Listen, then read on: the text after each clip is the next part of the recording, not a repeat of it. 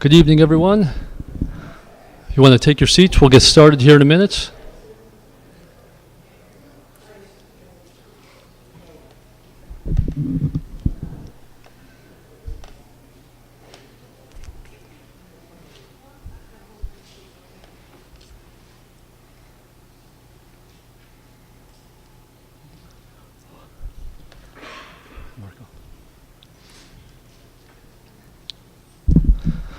Okay, good evening, everyone. My name is Nicholas Manousis. I'm the president of the Horological Society of New York, and it's my pleasure to welcome you to our May meeting.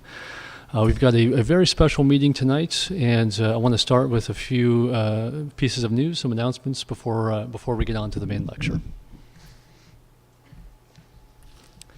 So I met a couple new members tonight, and if you are a new member that I have not met and you would like your lapel pin, please see me after the lecture. I'll be very happy to give you your lapel pin. So traveling education, we just wrapped up 2 weekends of our traveling education classes in Washington, D.C. and Boston, Massachusetts. Actually, right now, Vincent is flying back to New York from Boston. Steve just arrived a little bit earlier today. The 2 weekends went very, very well, and I'm also very happy tonight to announce that we'll be traveling to Los Angeles in June. And the Los Angeles June dates are now available on the website. So if you're watching this online on the video, or if anyone here in the audience has friends in LA that they want to let know about our classes, we'll be heading to LA in June, and we're very much looking forward to that. I also want to thank everyone that came out to our annual gala last month. It was a wonderful night with lots of great food and drink, and two very, very special things happened at the gala. We presented the first Henry B. Freed Scholarship, and this is our Director of Education, Steve Eagle, presenting it to the first awardee, Justin Schellenberger, and he's a student at the Lidditz Watch Technicum. So that was very nice to see. And then we had our first annual charity auction, and the auction was called by Mr. Nicholas Dawes, and I'm very, very happy to announce that the auction raised over $30,000 for HSNY's endowment fund. So I'd like to send a special thank you to all the bidders for the night. Bidding was enthusiastic, and we're looking forward to doing it again next year.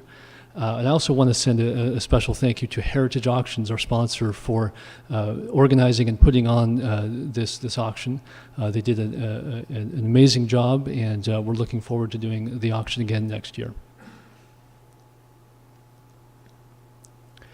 So before we get on with the main event tonight, before we get to the lecture, I want to step back in time. Let's take a look back in time, back at HSNY's history.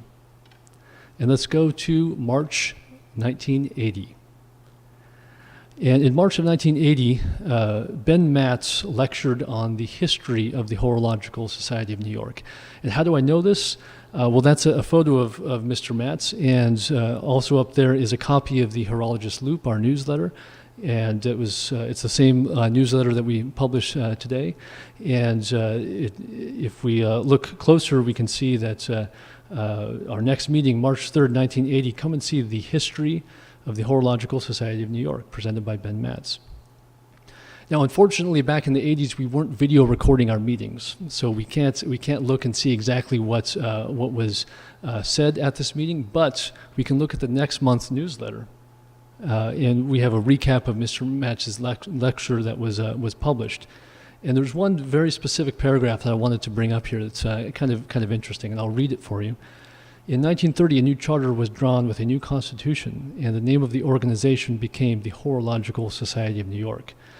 At that time, it had a membership of 14 members, and the first president of HSNY was Rokas Salomon. He was American-born and educated in Germany, a graduate of Glashütte. He was a charter member of the organization, which is now called HSNY, and he's been a member for 50 years. So we'll talk a little bit more about the name of the organization changing here. let's go even further back in time, because I remember this name, Roca Salomon. I remember seeing it somewhere else, and so I was looking through our archives trying to find where I had seen it before. And it was, I found it, it was in 1916, we had our 50th anniversary, and we had a pamphlet, a brochure that was put out with that anniversary. And there was one page with pictures of the executive committee. And if you look closely here, here's Mr. Salomon.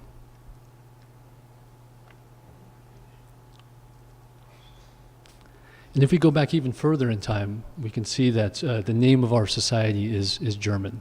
And that, yes, in fact, HSNY was founded by German Americans. We know there was a very big immigration of Germans to New York City in the 1800s. And you've heard me talk many times about the German origins of the society. But why bring this up? Why is this important? Why is this special? It's because tonight, some of this history of our society comes full circle as we welcome our friends from Germany here to New York City. So tonight's lecture is been a long time in the works. We've been planning it for a long time, and our lecturer for this evening previously worked at the German Watch Museum, and today she is head of corporate communications for Glashütte Original. Please join me in welcoming Ms. Ulrike Kranz.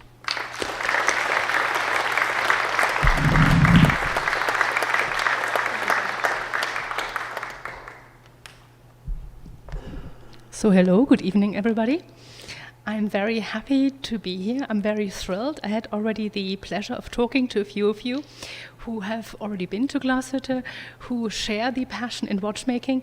So it is my absolute pleasure and privilege today to speak to you about watchmaking in Glashütte, and in particular watchmaking dedicated to marine chronometers from Germany. What I will do today is to present to you a lecture dedicated to 4 different topics which are very much interrelated, interconnected. At first, I would like to talk about Glashütte, the watchmaking town, and how it was transformed from a mining town to the center of German watchmaking, the mecca of fine watchmaking in Glashütte. Then I would like to talk to you about the birth of the German Navy and how this influenced the need for German chronometers. Thirdly, I would like to talk to you about the marine chronometer production in Germany in Glashütte after the Second World War. And last but not least, to arrive at the present, is to talk to you briefly about the marine chronometer and observation watches from Glashütte as they are produced in Glashütte today. So, before I start talking about the marine chronometers, I would like to introduce to you the town of Glashütte, where our company Glashütte Original is situated. It is in the southeast of Germany.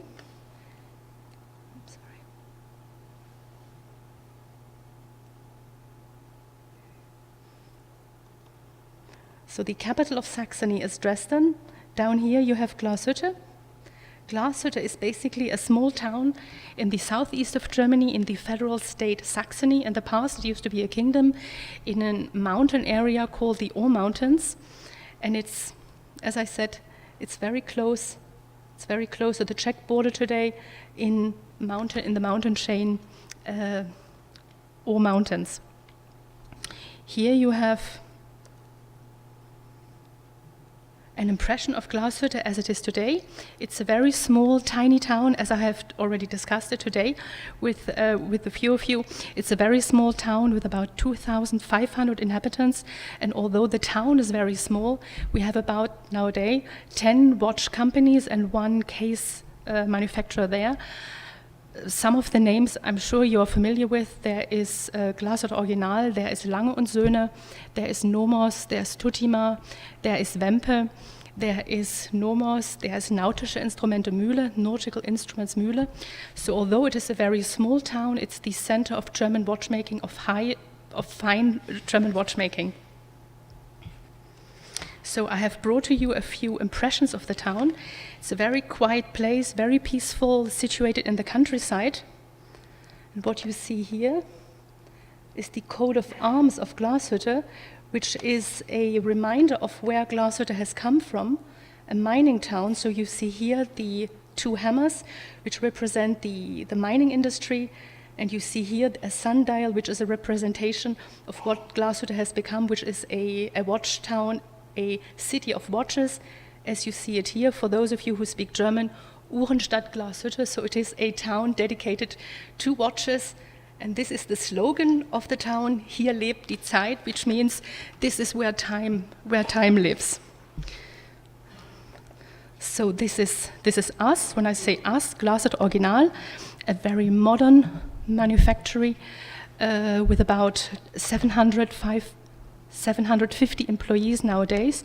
So in our company, there are tool makers, precision mechanics, construction engineers, dial makers, engravers. So these are the people who work for us. And now that I've given you a brief overview of what Glashütte is as a town, a watchmaking town, I would like to go through the major milestones of watchmaking in Glashütte so that you understand where marine chronometer production has started and how it fits in the overall development. Glashütte at the beginning was a mining town. It started with silver mining in the 15th century.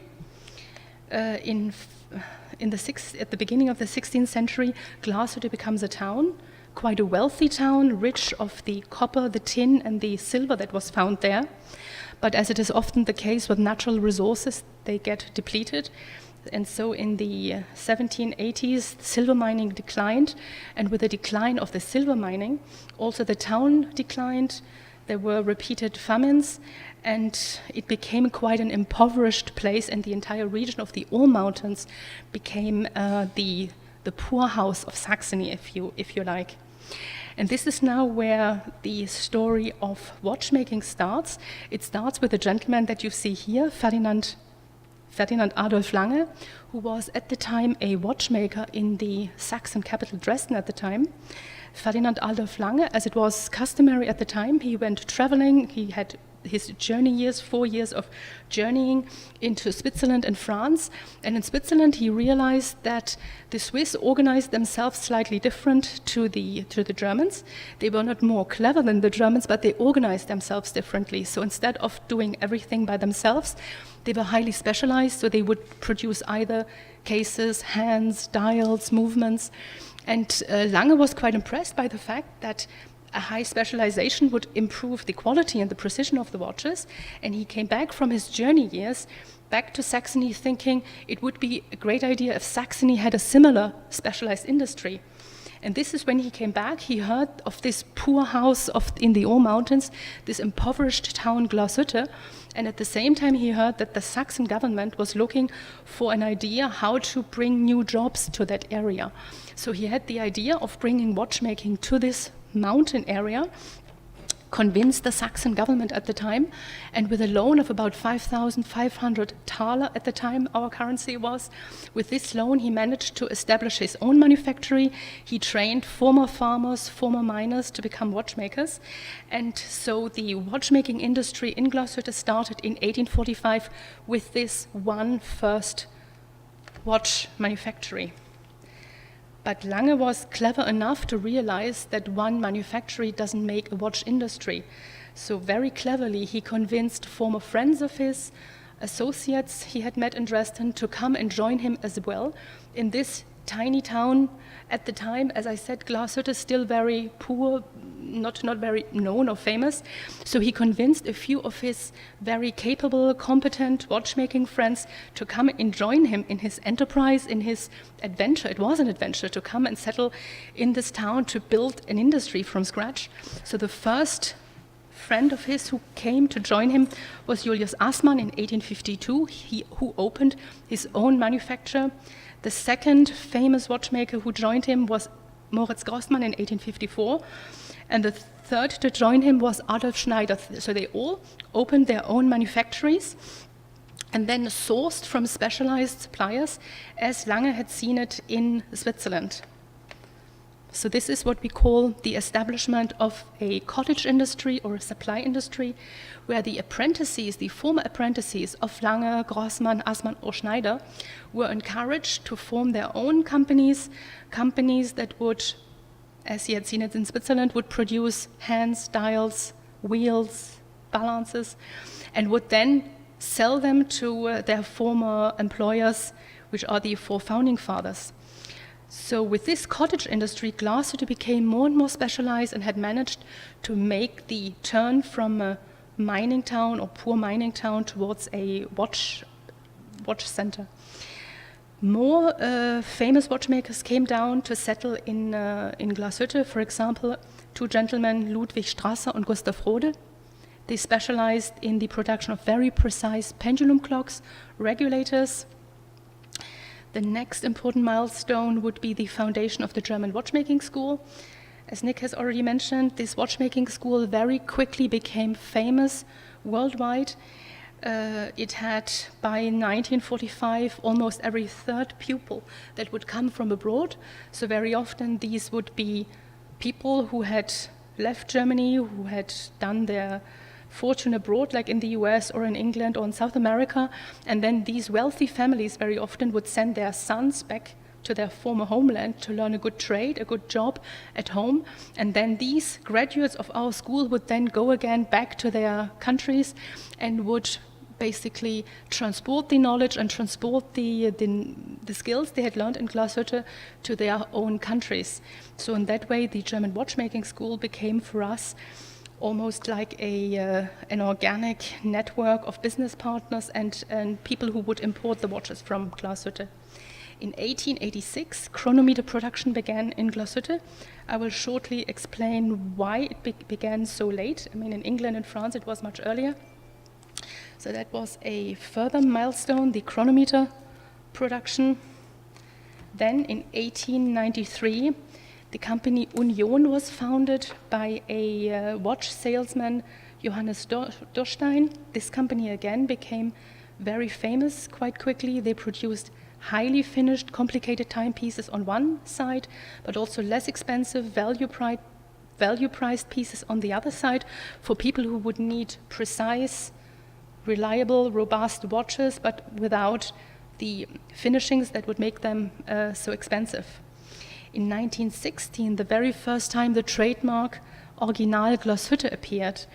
This was a time when the watches from Glashütte became quite famous, and they were so famous that certain copies were made, fake watches, copied watches were made, for example, in Switzerland. We have one of these watches in our museum, so it's a Swiss-produced watch, which is built according to Glashütte technology. So this is when the Glashütte watchmakers realized that they really made it, that they achieved it, because the Swiss started to copy them. And this is when some of the watch producers in Glashütte started to write on the dial Original Glashütte, original Glashütte, as opposed to a copied Glashütte. And this is the trademark that we later used as a company, as our brand name. So it appeared for the first time to designate the watches and to differentiate the watches from the copied Glashütte watches. In 1926, the two companies Urofa and Ufag appeared. This was the beginning of the serial production in Germany. After the First World War, many Germans didn't have the money to buy these beautifully finished, expensive pocket watches. They needed less expensive watches they could use on a daily basis. And this is when two companies were founded which produced ébauches, raw movements, which was Urofa, and another company, Ufag, that would use these ébauches, would case them and distribute them. Now comes a quite important, tragic date for Glashütte, 1945, the end of the Second World War. Glashütte was bombed on the very last day of the war. Soviet aviators who had aimed for German military units that had been stationed in Glashütte were hit by these bombings, but at the same time these bombings also hit and destroyed production sites in Glashütte. So some of the production facilities, not all of them, but some of them were hit by the bombs. So Glashütte was bombed, the war was over, but the worst for Glashütte at the time was still to come, which means So the bombing was in May by Soviet planes. The Russians came back again to Glashütte in summer of 45. This time they came with trucks. As Germany had started the war, as we had destroyed a lot in the Soviet Union, the Russians had the right to demand the surrender of production facilities. And many of the facilities of the plants in Glashütte were dismantled and were shipped to the Soviet Union to pay for the damages that Germany had caused during the Second World War. This was, in fact, the biggest loss for Glashütte. What then happened between 1946 and 1948 was the confiscation of all the Glashütte companies, as they had been involved in the war and as they had manufactured military products. All of the companies, so the companies I mentioned before that had been created, all the suppliers, all the cottage industry, but also the manufactories that produced and assembled the final watches, were confiscated and were turned into state property. And this is what you see here. This VEB is in fact the German abbreviation for Volkseigener Betrieb. For those of you who speak German, it means company of the people. So it's a state-owned company, which happened between 46 and 48. And then, as the final transformation of the property, as Glashütte was situated in East Germany and we were under Soviet rule, all these remaining watch companies were then united as Glashütte Uhrenbetriebe, which means the watchmaking companies, plural, all the watchmaking companies being united, being merged into one entity. So for the entire time of the GDR, of East Germany, there was this one big company which produced about 500,000 watches each year. Part of that were mechanical watches, the other watches were quartz watches. They also produced wall clocks, marine chronometers, all sorts of timing devices. As I said, during the entire time of the GDR, employed at the time about 2,500 people. This company ended, or this production ended, towards the end of the East German regime, so in 1989 when the Berlin Wall fell, and then 1 year later with the reunification. Of course, there was no more state ownership, and this company, Glashütte Uhrenbetriebe, or in short GUB, was privatized 4 years later in 1994. And as the name was so long, Glashütte Uhrenbetriebe, it's very hard to sell watches with that very long, unappealing sounding German name. It was then we then adopted this logo, or this brand, Glashütte Original, which is, I hope, more easily pronounceable. And at the time also, when this company was privatized, the new owner decided, of course, that the serial production had to finish and that the company should go back to its root, go back to fine watchmaking, the haute horlogerie, which then happened. And Glashütte Original started again at the time with 72 employees and started to turn again towards haute horlogerie and fine watchmaking. In the year 2000, the manufacturer Glashütte Original was bought by the Swatch Group. So we are now a company which is part of the prestige segment of the Swatch Group. In the year 2002, the watchmaking school Alfred Hellwig was opened. Alfred Hellwig is a famous Glashütte teacher, inventor. He developed the flying tourbillon. So our school was named after him. In the year 2006, a chronometer testing institute was opened by Wempe in the former Observatory in Glashütte. And in 2008, we opened, together with the town of Glashütte, the German Watch Museum Glashütte, which some of you I have talked to today have already visited and liked. So This was a brief overview. I mean, this was a very, very short overview of the history of Glashütte. I mean, the history of Glashütte would be worth a lecture in itself. I've just given you the main milestones of our development so that you understand when I will talk about the GUB in a minute or about the GDR time, so that you understand what this means and which part of Germany we were, or in which part of Germany we are situated, which always had a very strong influence on the production of our products, including the marine chronometers. But since we are talking marine chronometers, let me talk now about the need for precise timekeeping at sea and why marine chronometers were necessary to determine one's position at sea. I'm sure most of you know that, but I just want to make sure that we are all on the same page. So to establish one's correct position at sea or at land was an ongoing struggle for many centuries. There were a variety of techniques, there was a variety of successes. In the 15th century, scientists had developed for the first time basic tools for nautical calculations. And in the 18th century, the sextant was developed, which was used to determine the distance from heavenly bodies to the horizon, which is a prerequisite for the geographical latitude. So the only thing missing was the determination of the longitude. And this is where precise timekeeping comes in, which was a problem which was solved by an English carpenter.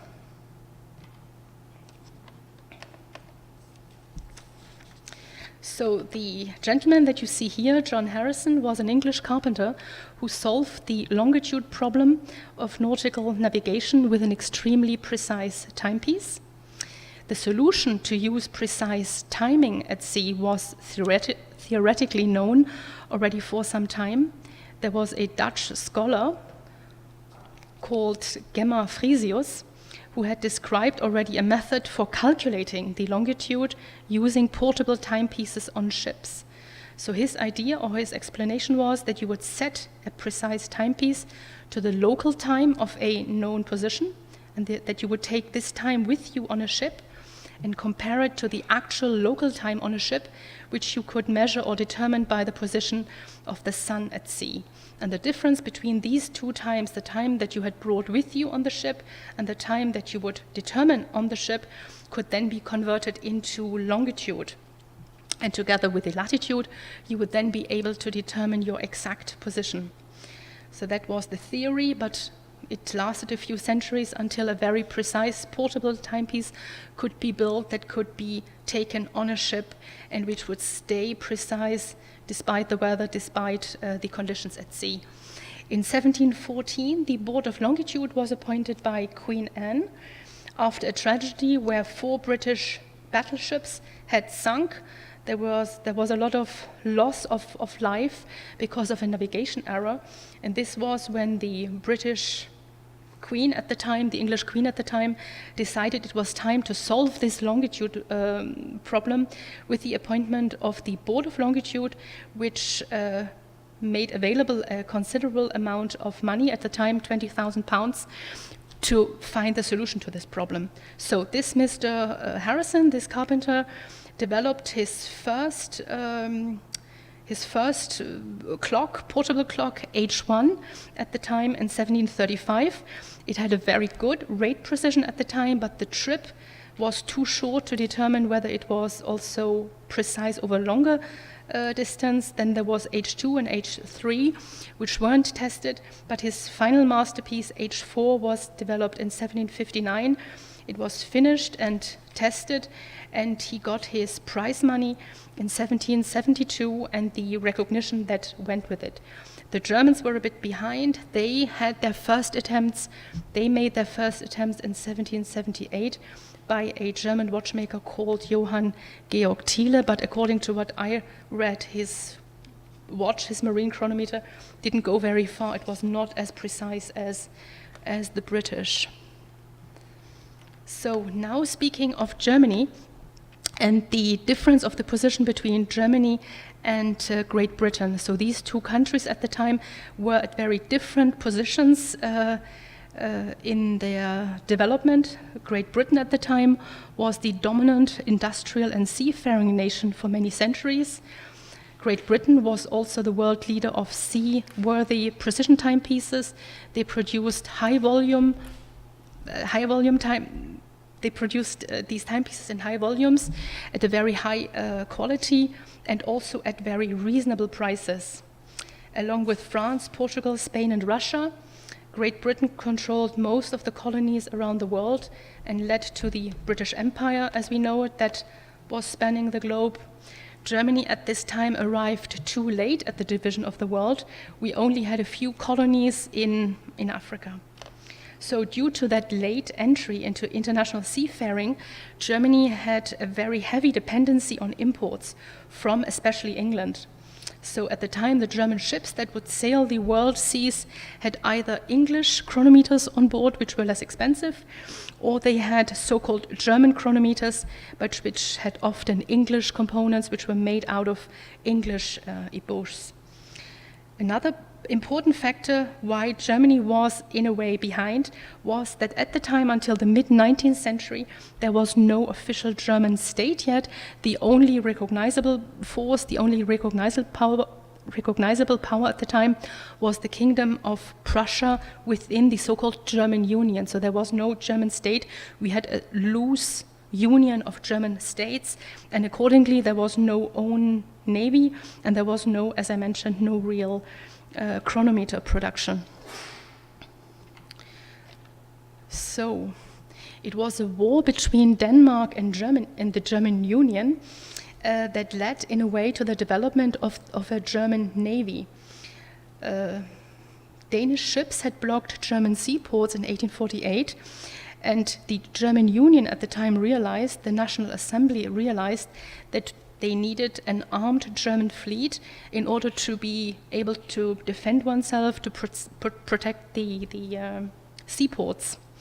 In 1854, the gentleman that you see here, Adalbert, Prince of Prussia, was appointed admiral in charge of building a German fleet, a German navy, and the decision was made that each German ship should carry at least 3 marine chronometers, which were at the time all British. So again, there was this heavy dependency on Great Britain. In 1864, the first Prussian ironclad was launched, again equipped with English marine chronometers.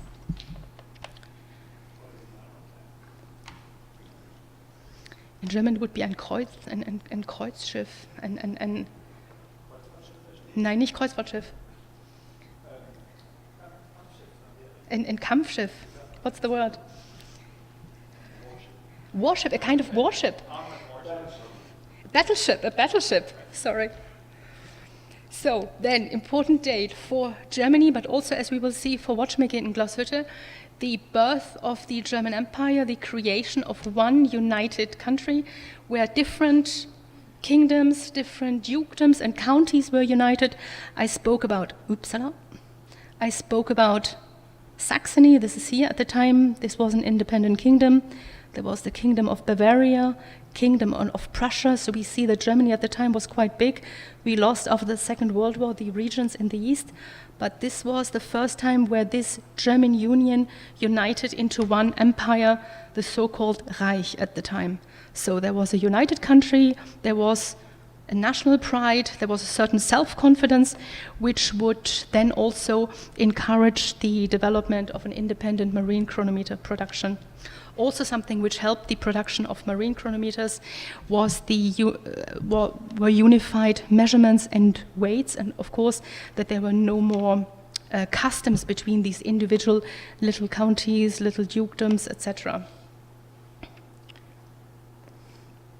So then comes, shortly after the foundation of the German Empire, in 1875, the German Naval Observatory in Hamburg was created as an imperial institute with the task, with the objective to promote the production of domestic marine chronometers and thus promoting the German independency from imports. So German firms whose chronometers would pass the tests were rewarded, but at the time the so-called German chronometers were made very often of English components. The daily rate deviation at the time should be no more than 0.3 seconds. And until the end of the war, the Second World War, also the marine chronometers, all the marine chronometers from Glashütte were sent for testing to Hamburg. So this is when a new chapter for Glashütte begins. The watch companies in Glashütte, who were developed into a precision watchmaking center with the established cottage industry, the established supply system, took up this challenge and responded to this growing need for precise chronometers that were made with German components as well. So they began to produce chronometers, later also observation watches, with this highly specialized cottage industry. In 1886, which is considered the beginning of marine chronometer production in Glashütte, marine chronometers made by A. Lange und Söhne were tested in Hamburg and passed the test successfully. Within a few years, in Glashütte, a variety of chronometer producers developed. First of all, Lange und Söhne. Then there was the manufacturer Julius Assmann, Strasse und Rode, who previously produced regulators, precision pendulum clocks, later turned towards marine chronometers as well, and then smaller, specialized producers of marine chronometers, such as Paul Stübner or Johannes Rabe.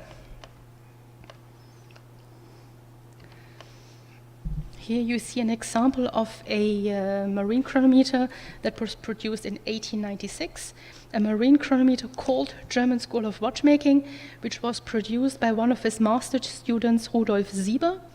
At the time, the German watchmaking school in Glashütte held master classes, especially for the development of marine chronometers. So the German watchmaking school at the time was not only a teaching institution, but also a research and development institute, where the best students would cooperate or work together with their teachers to develop chronometers that were as precise as possible.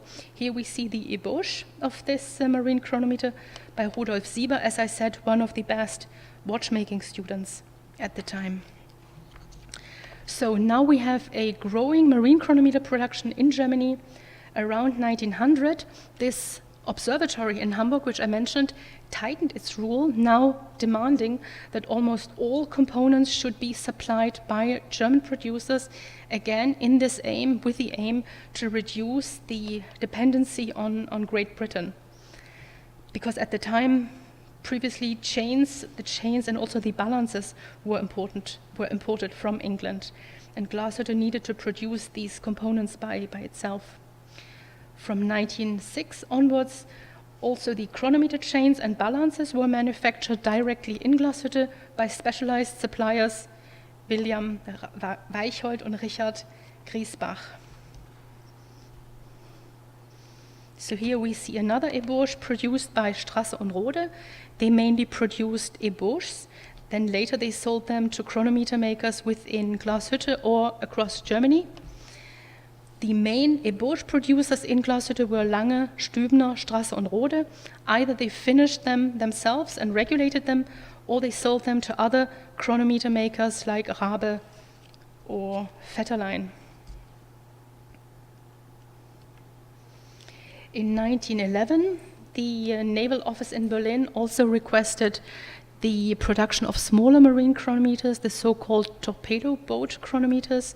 They were smaller overall. They had a dial of a diameter of about 65 millimeter, a movement with a diameter of 56 millimeter. They were equipped with a spring escapement, a toothed spring barrel, and without a fusee and chain. So here you see. I'm sorry? They were used in the First World War on U-boats. I'm guessing. Torpedo. Yes. That's a chronometer. Yes, thank you. A chronometer, a smaller chronometer that you would use for submarines.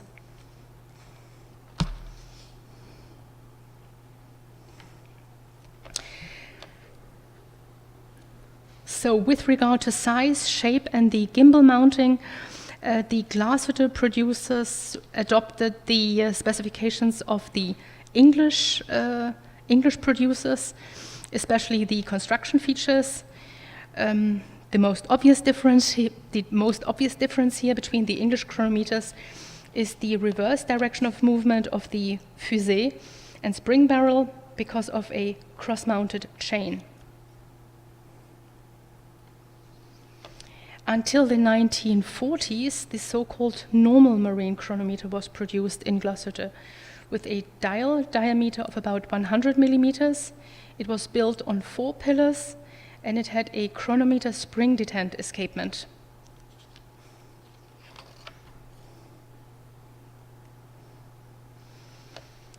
Then again, now we are approaching the Second World War. The Imperial Navy had a very high demand for marine chronometers, so orders went mainly to Lange und Söhne in Glashütte and to the Gerhard Wempe Chronometerwerke in Hamburg. So this was a company producing marine chronometers in Hamburg. The idea was that a standardized chronometer would be developed between these two companies, where the individual parts of the chronometer could be replaceable, standardized, and manufactured in Germany, as I said, to break this dependency from Britain. So this collaboration between the company Lange und Söhne in Glashütte and Wempe in Hamburg made a serial production possible, an efficient production, and as I said, it led to the development of the standardized chronometer. So during World War II, the need for marine chronometers increased quite significantly. Very soon, Glashütte and Hamburg could not keep up with the orders anymore, and to increase the production number, the Ministry of Aviation of the Reich at the time ordered to have a simpler and standardized movement, that it would be made with less costly material, and that the brass components, suspension or the case, would be made of a plastic-like material called bakelite, and it was only built with 3 pillars. So this was the birth of the standardized movement, as I said, to increase the production numbers and to speed up the process of production. Later on, towards the end of the war, so-called B chronometers were built, emergency chronometers with movements made of observation watches.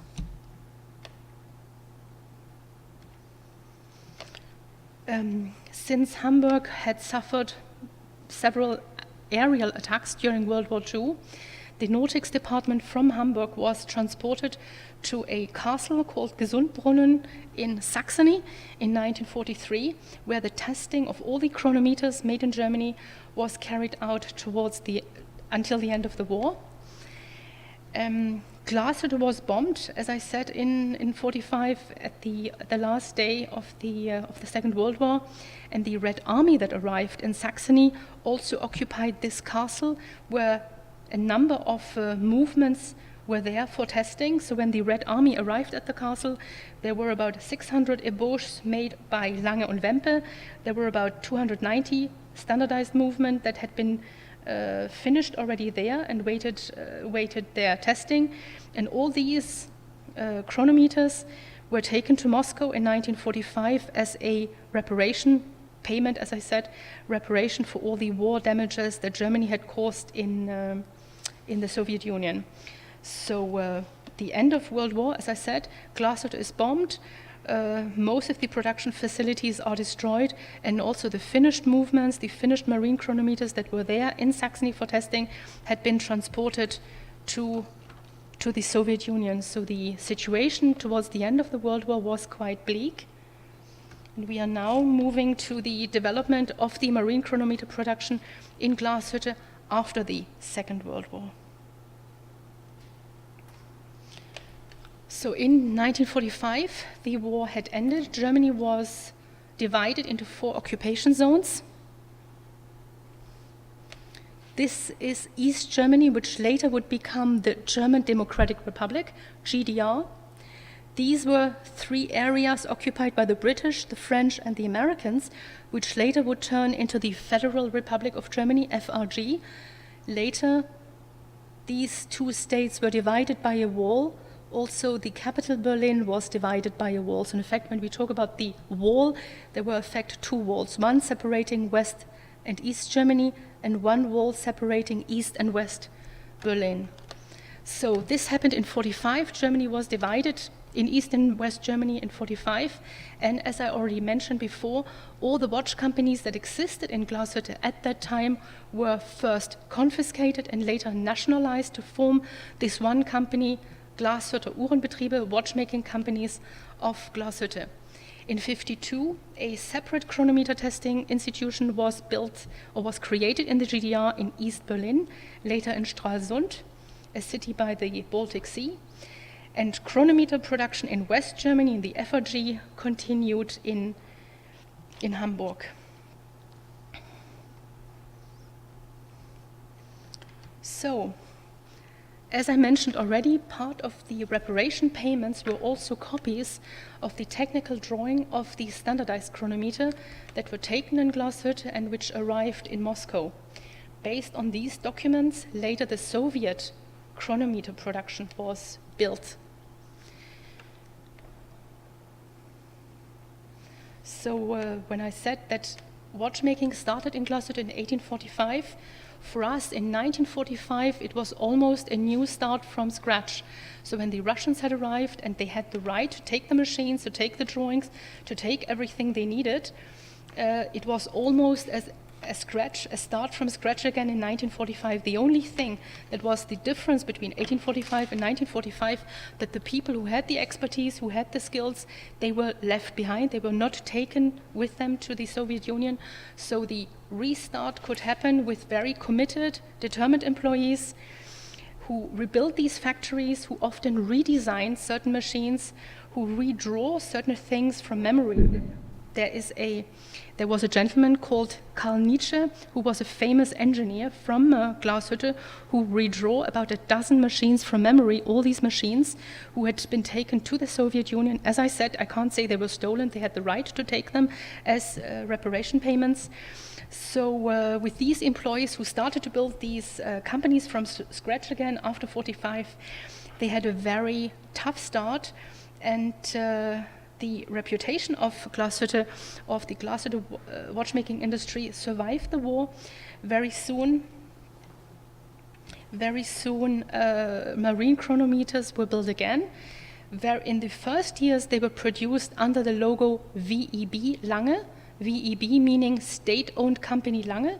So this company VEB existed just for 2-3 years until it was merged into the VEB Volkseigener Betrieb GUB. So here what you see is a marine chronometer made by the state-owned company Glashütte Uhrenbetriebe. So the marine chronometers that were produced by the VEB GUB were in high demand. They had a very high quality. They were sold at reasonable prices. The marine chronometers produced at the time during the GDR were the classic construction. They were built on 4 pillars, and they were not constructed or not built with a chain, but had a band. So that was the most important and most recognizable change after 1945, the replacement of the chain by a band. So then from 1974 on, the production of quartz marine chronometers took place alongside mechanical marine chronometers. And from 1978 on, only quartz chronometers were produced until the end of the GDR, so there were no more mechanical chronometers being built. So this is a world map that shows all the countries in which marine chronometers from the GUB were exported. So you see countries, socialist countries like Cuba or North Korea, other countries like Spain, Brazil, Thailand, Vietnam. Even the arch-rival England bought marine chronometers at the time from the GUB because they were of good quality and, as I said, good prices. A last word on the testing. Also in the divided country, also the testing was divided. There was a creation of 2 different testing institutes in the GDR. A testing institute was created at first in Berlin. Later, this institute moved to Stralsund, which is a city by the Baltic Sea, and then again later to Rostock. As I said, in the Federal Republic of Germany, so in West Germany, chronometer testing remained in Hamburg at the German Hydrographic Institute. Later in the 1970s, this institute, JHI, designated the firm Wempe as official chronometer testing institute. So this was the story of the separated German states, GDR and FRG. As I said, since the year 1990, with the reunification of Germany, the watch industry in Glashütte had a new, fresh start, and we also have now again chronometers being produced and tested in Glashütte. Nowadays, we have only 2 producers of marine chronometers in Glashütte, which is Wempe and the nautical instruments, Nautische Instrumente Mühle. So today, all German chronometers are tested and certified in the restored former observatory in Glashütte. In 2006, the former observatory was reopened by Wempe and is accredited by the German Calibration Service as an independent testing facility. The rooms are provided by Wempe, but the operator of the testing facility is an official state office for weights and measurements.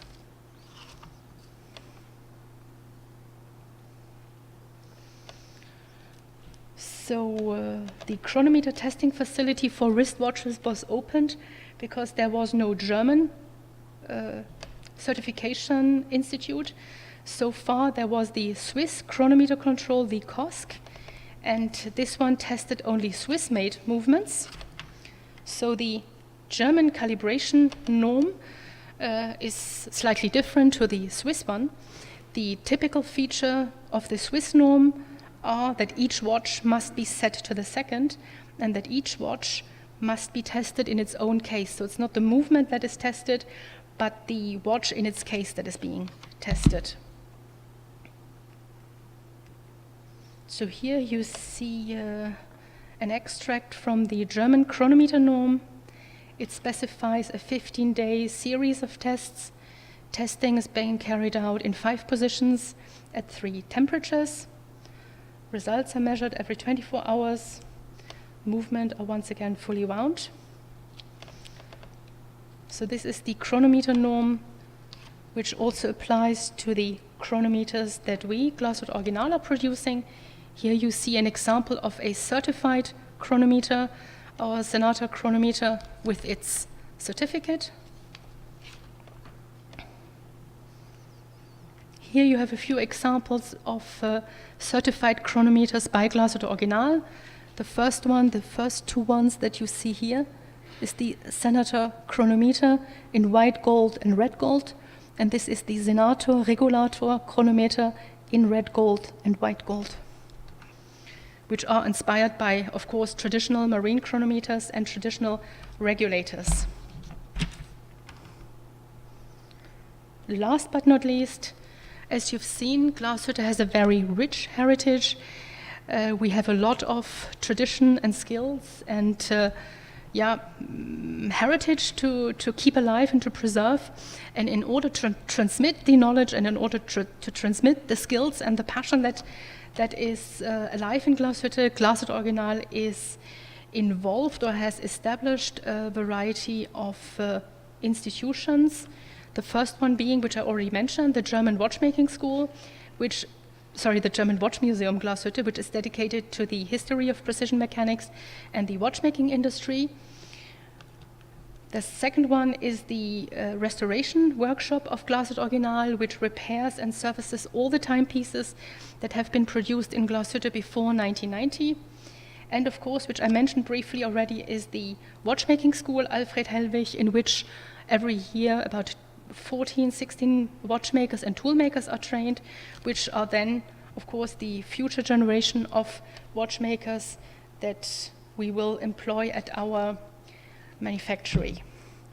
And with this, I have come to the end of my presentation. I would like to thank you very much and say vielen Dank.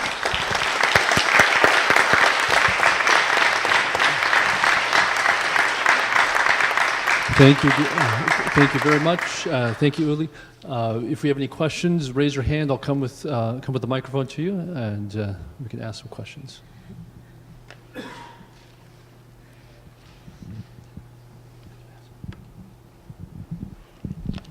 Why was so difficult for Germans and any different nations to make these chronometers for Navy? Of course, because this was problem. Longitude was easy if was weather, if we see sky. But describe latitude, yeah, was a problem, of course. And for U-boat underwater, yeah, chronometers make a position, for example, to torpedo some ships like Lusitania in 1917, which was starting U.S. to First World War. Why also was so complicated? And because I don't understand this. There's a problems. This was about from astronomy, and calculate some data and make. Some, of course, more complicated watch. I'm not quite sure whether I have understood the question. I mean, what is easy to determine on a ship is the latitude, when you observe the stars, when you observe the heavenly bodies. So the latitude was always quite easy to determine and to calculate. I mean, the problem of longitude was that you need to determine the precise time on a ship. I mean, determine the precise time at land when you have a precise pendulum clock like regulators. This was easy, and I agree with you, precise timekeeping on land was easy, but the difficulty was to take precise time with you on a rocking ship. I mean, these were the problems that this carpenter, John Harrison, had to develop a precise timekeeper that would still be very, very precise and not lose 1 or 2 seconds during a rocky voyage on the seas. So the problem was to have a precise timekeeper that would not only be precise on land, but be precise at sea, where you couldn't take a big pendulum clock. So I think that was the main difficulty, to make precise timekeeping portable. The problem was to have a precise timepiece portable.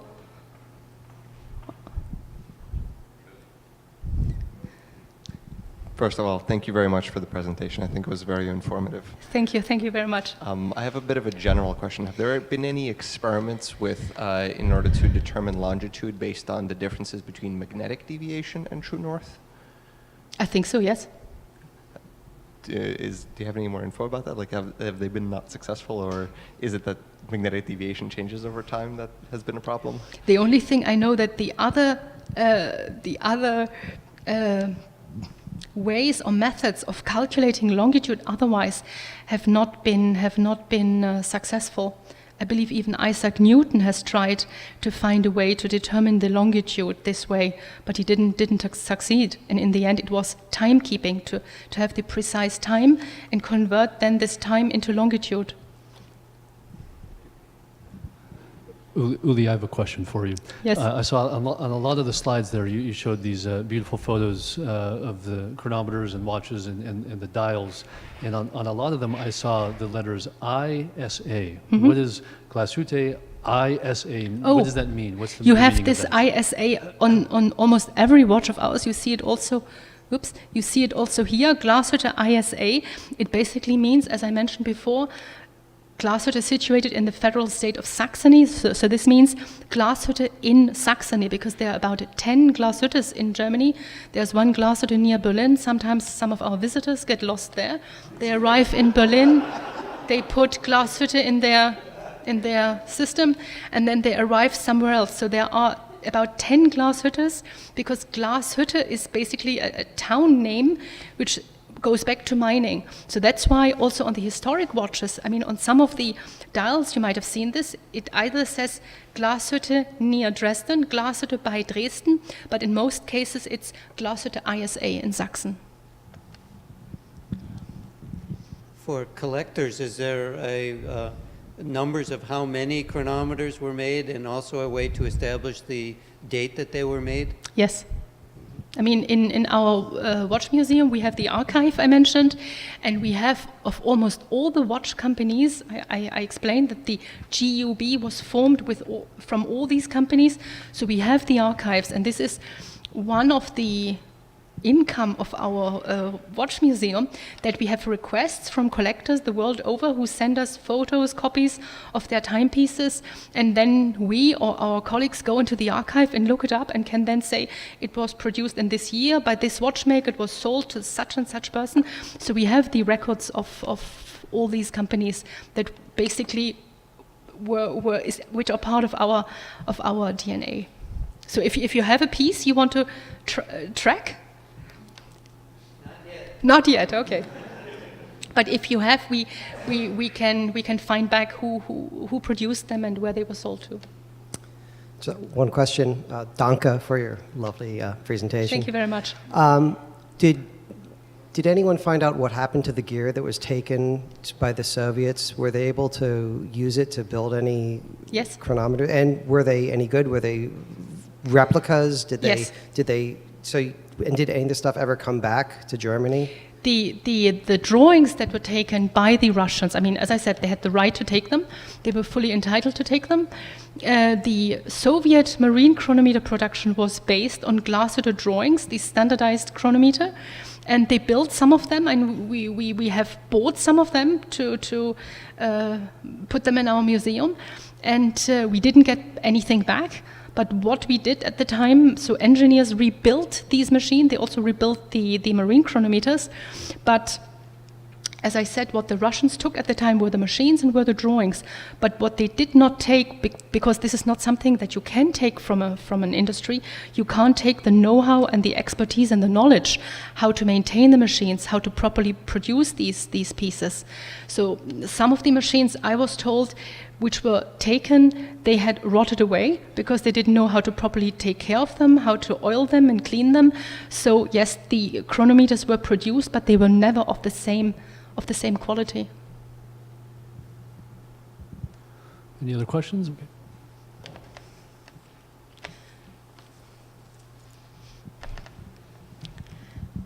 Hello, I know you said something about with the standardization, how they had to speed up production, and you said how they had to change the brass case into Yes. like plastic, like the backlight. Some kind of early plastic. Yeah, so I was wondering what other materials did they also had to substitute in order to speed up production, or was that the main thing? This was that the they main changed? thing, Yeah. but this was an early type of plastic which they used called bakelite, and also what they did, there was not so much emphasis anymore on the finishings, on the polishing of the components. So the chronometers, the marine chronometers, and also the torpedo boat chronometers that were produced at the time were less beautiful, but also since the steel at the time was not as highly finished and highly polished, it would also rust more. So they were less finished, less highly quality, of a lower quality. But I think at the time when Germany started to produce these standardized chronometers, there the emphasis was really more on quantity and less on quality. Could you say something about the advent of quartz movements in the modern era and how they are useful alongside of the usual movements? I mean, quartz movements arrived also with the marine chronometer production, as we had quartz movement as well in the wristwatches. Quartz marine chronometers are of course more precise, much more precise than mechanical chronometers, which was one of the reasons why quartz chronometers later replaced the mechanical ones. Are the mechanical ones still used? Not to my knowledge. Not to my knowledge. Even quartz marine chronometers are no longer required. there was, I'm not quite sure of the date, but the time where every ship was required to have a marine chronometer on board, this time is over. So in the 80s, I believe it was in the 80s, where ships were no longer required to have a marine chronometer on board because they would be using GPS. Sometimes some cruise ships or some private boats still have chronometers, marine chronometers, either mechanical or quartz, but this is just for the pure pleasure of it, but they are no longer required. Any other questions? Yes. Hello, thank you for your great presentation. Thank you. I would like to know if there's any maybe foreign exchange program for the watch school that you have, or anything you would know of? I mean, our watch school that I mentioned, the Alfred Hellwig School of Watchmaking, it is open to everybody who wants to come and learn and study. The only prerequisite would be that you speak German, because all of our teachers, they're really excellent, they're really great teachers.